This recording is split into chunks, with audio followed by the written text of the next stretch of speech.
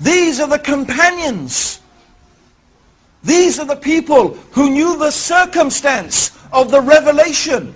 Which ayah was revealed in which circumstance. They are the ones who saw the Prophet ﷺ pray. They saw him with their eyes. They saw the Prophet ﷺ fast and make hajj. And so on and so forth. So they lived with Rasulullah ﷺ. They were his companions. They were eyewitnesses to the events. They would sit and learn directly from Rasulullah ﷺ about the deen. So who could know better about Islam than his companions? It is absolutely logical that the people who would know best about this religion are the people who studied from the messenger to whom this religion was revealed. This is from aql. This is from logic.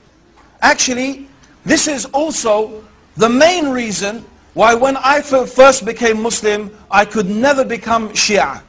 I could never have become a Shia. Because when I first became Muslim, in fact, at the time, the Iranian Revolution was very strong. And outside the mosque where I now work, which is the main mosque in London, the Regent's Park Mosque, the Central Mosque, every week you used to have the Shia handing out a newspaper, Al-Khayran it was called. And we used to read it avidly. And we used to follow this slogan, no East, no West, Islam is the best, and all that type of stuff. Okay? And you know, Khomeini for many people was a big hero, because it seemed as if he had shown to the world that once again we could implement Islam and have an Islamic state as we thought. But so I began to study Shiism and what it was teaching and what it was saying.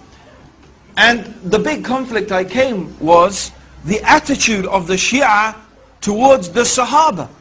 Now many of you may know, and some of you may not, that the Shia, first of all, they are a very small minority amongst the Muslims.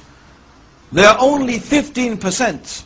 85% of Muslims are Sunnis. Walhamdulillah.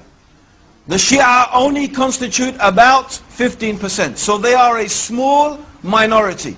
However, their claim is, amongst the many things that they say, is that the majority of the companions of the Prophet apostatized from Islam after the death of Rasulullah sallallahu alaihi wasallam. Particularly the three taghuts, who they call, a'udhu billah, the three taghuts, Abu Bakr, Umar and Uthman. They call them the three taghuts, which means, taghut means a false god. Something that anything that is worshipped besides Allah is a false god. And it could mean an unjust ruler who rules according to other than the guidance of Islam. He is a taghut. So they call them the three taghuts, because they claim that Abu Bakr and Umar and Ali, may Allah subhanahu wa ta'ala be pleased with them, usurped and deprived Ali of the rightful inheritance of being the successor of Rasulullah sallallahu alayhi wasallam.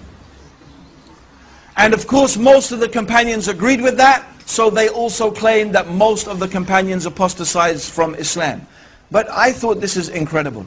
How is it that Allah chose to be the companions of the messenger, a group of people who after his death apostatized from his religion?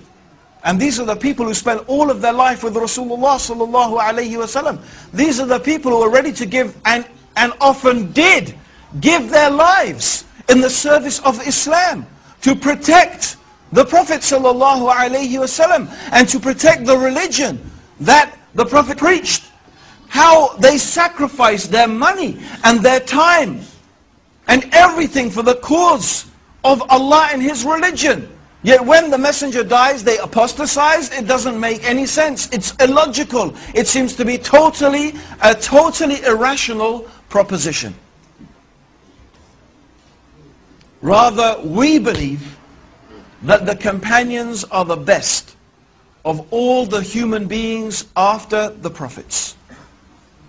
And the best of the human beings after the prophets is Abu Bakr.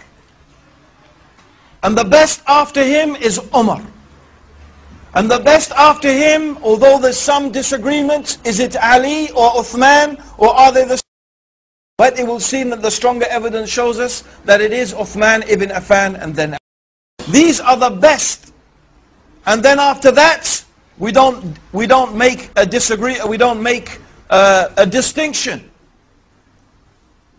amongst the companions. But generally also the companions themselves are the best of the human beings after the messengers. This is the status of the Sahaba with us.